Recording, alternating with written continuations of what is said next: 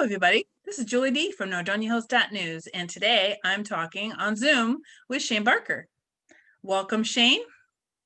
How you doing? Thanks for having me. Not a problem. People might recognize your name. I see signs all over the town. You are running for sheriff. That is correct. I am. And so let's get this out of the way right away, because I'm not sure a lot of people know. What exactly does a sheriff do? So the sheriff, a lot of people don't understand what the office of the sheriff does and what the difference between a deputy and a sheriff is. So in Ohio, there are 88 sheriffs. 87 of them are elected. One of them is appointed in Cuyahoga County. I don't agree with that. I think that you should be able to elect your chief law enforcement officer, and that's what we do here in Summit County. So there is one sheriff, which will be me in January if I win in November, and he or she appoints all the other law enforcement people. They're all deputy sheriffs from major down. They work for the sheriff. They're deputized by the sheriff. So what the sheriff's office does is we have entire county jurisdiction. We provide policing services. We're in a municipality like Northfield Center up here in the north end, or Twinsburg Township don't have a police department. They contact with us to provide policing services. We run the county jail. We provide security to the county courthouses. We handle the civil process, which means any evictions, foreclosures, things like that we handle. We will work with other agencies and help them out if they request assistance. We have a detective bureau that we use in all of our patrol districts. And if anybody needs help, county-related things, usually if like an office holder for a county has an issue in their office, they'll call the sheriff's office to investigate it. We'll do that for them. What else do we do? We have a boat patrol. We have a DARE unit. We have a bomb squad. We have a SWAT team. We have a crash team. So the sheriff's office does a lot of everything. It's much more than just a police department, because we're in the courthouses. We have countywide jurisdictions. I'm sorry, that's my cat. Gonna get up there. That's okay. This is a cat-friendly Zoom call. Trust me, we are cat people. She just is wanting some attention. So sorry about that. Just like kids, they always know when you're busy.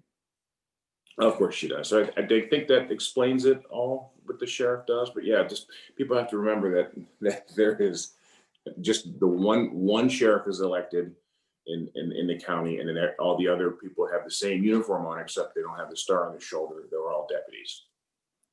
And so basically oversee everything you mentioned. Yeah. The sheriff is the person, is the chief of the agency, the head of the agency. Right, kind of like the CEO. Yeah, exactly. And I don't know if people view it that way, but yeah, there's a lot that goes obviously behind the scenes, and it's not just patrolling for speed and things like that. And people don't understand is how much we have. About, I think we're close to 450 employees. Probably 100 of them are civilian, the rest are sworn. But the big difference, the big thing, and I try to get this out during my campaign, is that people talk about reform the police, and some people talk about defund the police, which I think is ludicrous. But what better way to reform the police if you have your chief law enforcement officer in the county, and the current sheriff, who's an endorsement, he's a Democrat, I'm a Republican, he's retiring. I'm not running against an incumbent who has a lousy agency that somebody needs to take over and get in there. No, we have a really good running agency. But when you talk about reform the police, what better way is there than your chief law enforcement officer? You can either vote them out of office, recall them, not reelect them. There's no better form of reform. A chief of police of any police department, and I'm not knocking them, it's just a different system. They're all professional, they do a very good job, but you don't really have a lot of control over who the chief is. That person is, answers to the mayor, the city council, the village council, the trustees. But with the sheriff, Northfield Center, for example, every 3 years I have to go back there and say, hey, we'd like to have your contract. And if we don't do a good job, guess what? We're out of a job. So that's huge. Yeah, in fact, right now Northfield Center is, I think as of January, going month to month. They're still trying to figure out what they're going to do there. Yeah, I have heard about that. And that's every 3 years we seem to go through that with them. And I haven't talked to them in a few years, because when I was promoted to rank of captain in 2011, I went to the jail, and I really dealt with mostly jail stuff. But I know when I was out there on patrol as a lieutenant, the contract came up every 3 years, and they'd always discuss the price with us. Well, the sheriff's office doesn't set the price. The county executive's office does. And a deputy sheriff makes what a deputy sheriff makes. A car costs what a car costs. We can't, the only thing we do is adjust the amount of coverage that they want. And they, let's face it, they need 24/7. We can't really cut it much more than it is. And it costs what it costs. And I think that, by every year or every 3 years, it seems like it's been every year lately, going and trying to get competing bids from other agencies. I just think that's a bad way to do business. And I have the endorsement of one of the trustees. I know the other two very well. I just haven't asked them for an endorsement. Not that I wouldn't. I'll take any endorsement I can get. But right. Yeah, and just to clarify, you have the endorsement by Paul Boucher. Yeah, Paul's endorsed me. We've known each other for a lot of years, and he thinks so. That's important when you have an endorsement from a person that the sheriff's office contracts for policing services with, because the sheriff is your de facto chief of police. So he's putting faith in me to protect his township. And I also got Mayor Nuggebauer. He's the mayor down in Green, which is a city of 27,000 people that we patrol, and he's endorsed me. So those are guys. I'm surprised they don't have a police department in Green. I did not know that. Well, it's very expensive to run a police department. They get, people need to go and look at the budgets of all communities and see what their policing budgets are, and that would be really an eye opener. Because when you contract with the sheriff's office, you're contracting with the sheriff. So there's your police chief, and then we already have supervisors, we already have deputies, we already have this infrastructure in place, and they're getting that. You don't have to pay for those separate things. So I know we kind of. Well, speaking of endorsements, I know you have a long list of very important people on your list of endorsements, and a new one that you just found out yesterday. So let's get the rundown.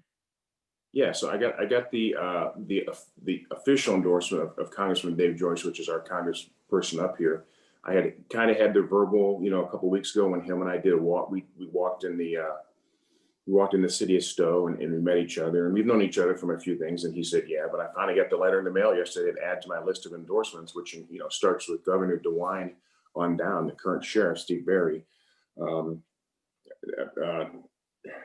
Nuggebauer in Green. A couple of the trustees over in, I'm sorry, my cat is really distracting you. She is. Mouse or something for her. But so, yes, Trustee DePasquale, Trustee Schweigert over in Sagamore Hills, Councilperson Cindy in Stowe. I think we talked about the mayor, but the most important one, I think that everybody is caused more grief about, to me and to him, is the current sheriff, Steve Berry. He endorsed me, came out fully in my camp, probably back in August, officially September 11th at my golf outing. So I'm running as a Republican. He's been a lifelong Democrat, lifelong Republican, and he's endorsed me. So that says a lot about our campaign and what the opponent is. And I'm not gonna. We've had a clean campaign. We're going to keep it that way. And I like her. I think she likes me. We've known each other for 25 years. But I have over 1,000 hours of training throughout my career, additional training, not just the police academy. I'm a certified jail manager. I ran the jail advisory commission. All my learning and experience is actually doing it. I haven't been preparing for sheriff for 10 years. I've been preparing for sheriff. When I retired last August, I started to run for the office then. That's why I retired.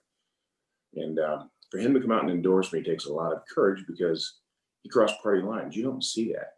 And what people also forget is that during the primary, there was 4 Democrats running. 2 of the 3 that ran against my opponent have also come out and endorsed me. And I have one of them has a video up. He was a retired major with our department, Dale Soltis. He also resigned from a job in Stark County to run, and he didn't win.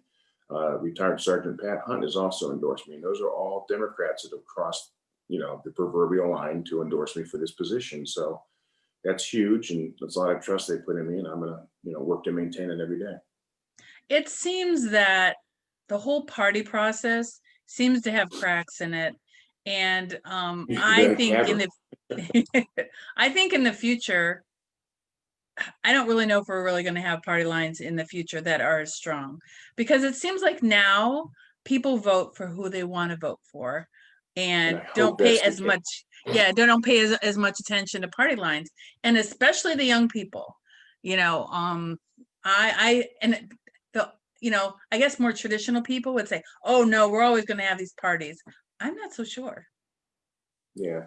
Well, especially in this particular position, this is not a legislative position. This is law enforcement. There shouldn't be any party. There shouldn't be any party affiliation. In fact, when the Republicans, when I sat down, and talked to the Republican leaders, I said, "Look, this is a nonpartisan issue. We don't want to make it partisan. It shouldn't be, and we haven't done that. That's why you won't see me blasting partisan stuff all over the place."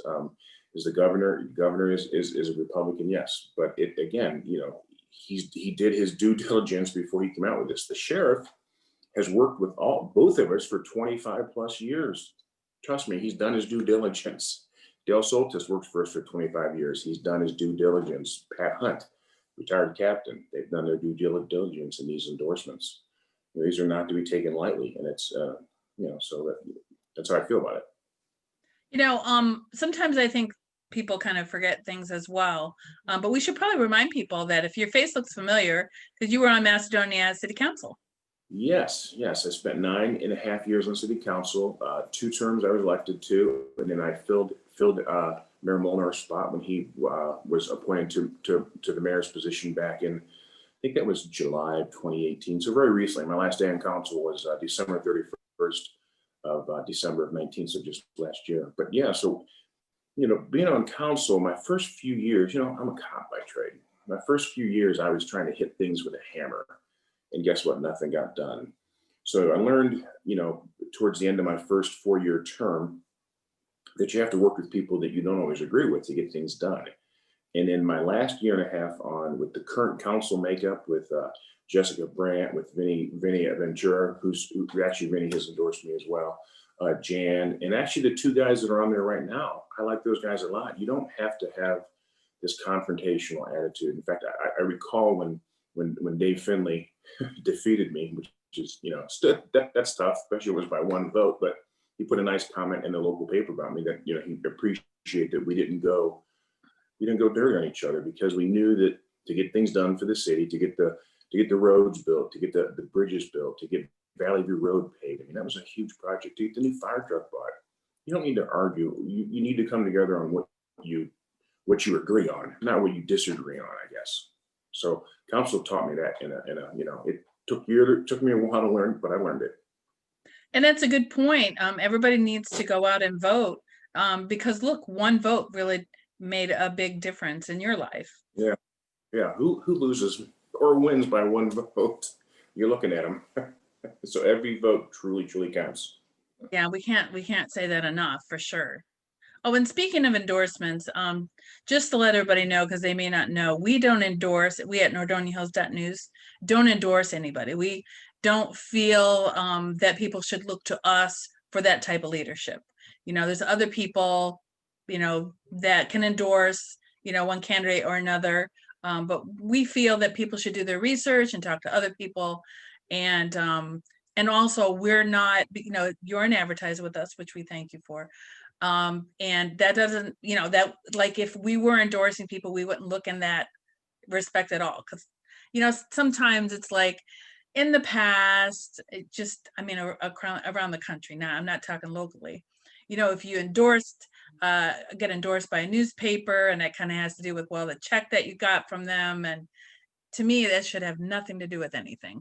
So we have the advertisers that want to advertise with us, and we don't endorse it. We let everybody make their own decision. Do your research. Yeah, and that seems to be the way. I know the Beacon Journal doesn't. I was surprised to find out that they don't do that anymore. And I kind of understand why, because if you want to be completely unbiased, it's hard Right. to do that and be completely unbiased. Although some, I wish more was unbiased. So I appreciate that. But your job is to get out the information and talk to both of us and put the information out there and let the voters decide. They gotta be educated in a decision this big.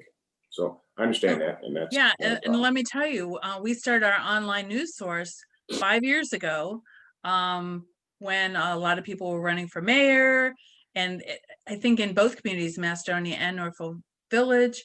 And it was a crazy time to get started, but I kind of felt like that was a good time. But we came out like from day one and said we won't endorse anybody before anybody else started doing that. So Yeah. I, could see the trend coming, and I think people should make up their own minds. Yeah, but they have to have the information to do that. And then they have to, Absolutely. be a responsible voter and seek it out. Just don't look, you shouldn't vote for anybody because of their party affiliation. You should not vote for anybody because they're a male or female or white or black. None of that. None of that. You have to vote for the character of the person who has the best experience, who has the best knowledge for the job. And nowadays, there's, I know you've spoken at lots of different places. We put up a Rotary meeting video where you and your opponent had a chance to talk. And there's probably been other places that were videotaped as well. And now with Zoom, people can see Yeah. more of your talks. In the past, you had to Yeah. attend these meetings to Yeah. As see much as I dislike these, information. but it does archive it. You see your recording here. It does, but I still think we're losing a little bit of something when you don't have that. You've just seen my face. I mean, I like to have that personal contact, and I hope we can get back to that real soon. Well, it would be But nice if we could again, you're have right best of there. both worlds. It would be nice Right. if we had regular events where you could shake people's hands and Yeah, also have these opportunities to blast it out to a lot of people. And I think people are missing the face-to-face contact for sure. I think they are too. Is there anything that that we didn't talk about that you wanted to mention today? Um, I don't think so. I think that if people go to, I can talk about my website, right? Go to my website, barkerforsheriff.com. There's a lot more endorsements on there that I kind of got. I haven't gone out and done any. They call it hit pieces on my opponent. I won't do that. I'm not. That's not who I am. But one came out on me that said I had one supporter, and I'm not sure what that was because I got a bunch up on my website.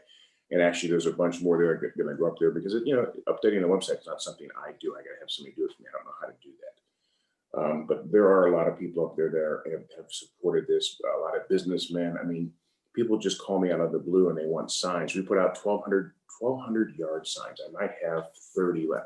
I don't think I have 30 left. I think I have about 10 left. Almost 244 foot by 4 foot signs all over the county from up in Northfield Village all the way down to Franklin Township and Clinton, which, Clinton's in Summit County, Reminderville's in Summit County. People forget about these things, but I've got support all over the place, which is, pretty humbling and pretty scary. I hope I don't screw this up, but I'll try every day to not. Well, see, do it's it. totally different. When you were running for Macedonia City Council, that area to campaign in is so much smaller than running for the county. Isn't that amazing? It is. I got a new truck about a month ago. I already put 4,000 miles on it in just a month, just driving all over the county. Right. So it was a bad time for a lease to expire, but I had to get rid of it because my lease was up. So, Yeah, that was I bad think timing. that covers it, though, Julie. I would like to use this and put it on my website when you get it out. So that would be great. Well, thank you for everything, and send us the updated list of your endorsements. We'll get it out. Will do. All right. Have a great day. Thanks. You take care. Bye-bye. All right. Bye-bye.